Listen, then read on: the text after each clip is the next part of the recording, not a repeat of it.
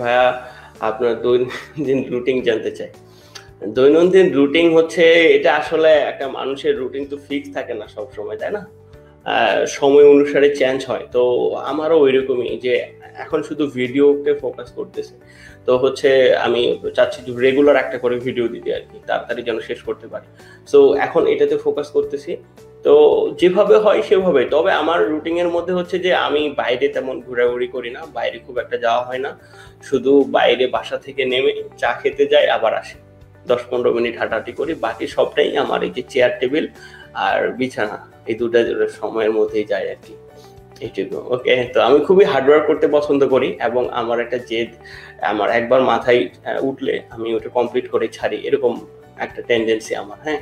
তো আমি আসলে এরকম না যে আমি হেরে গেলাম, ফেল হয়ে গেলাম এই টেনডেন্সিতে আমি বিলিভ করি না। বা আমি একটা কিছু অ্যাচিভ করলাম, একটা সাকসেস হলাম যে ওটা সেলিব্রেট করব এই সেই এরকমও না। সেটা হচ্ছে সাকসেস হলে সাকসেস, হ্যাঁ? ফেলিয়ার হলে ফেলিয়ার। কিন্তু আমি হাঁটতেই থাকবো আমার রাস্তায়। সো এই হলো ফিলোসফি যে সাকসেস হয়ে গেলে খুবই ওভার এক্সাইটেড হয়ে যাচ্ছি এরকমও না। আবার সাকসেস হচ্ছে না আমি ডিমোটিভেটেড হয়ে যাচ্ছি এরকমও না। আমার লাইফ এটা আমাকে সারভাইভ করতে হবে। মানে এটা একটা মাঠে খেলার মতো একটা ব্যাপার। সো আমাকে সারভাইভ করতেই হবে। তো সেই যেকোনো সিচুয়েশনে আসুক না কেন I am ready for this.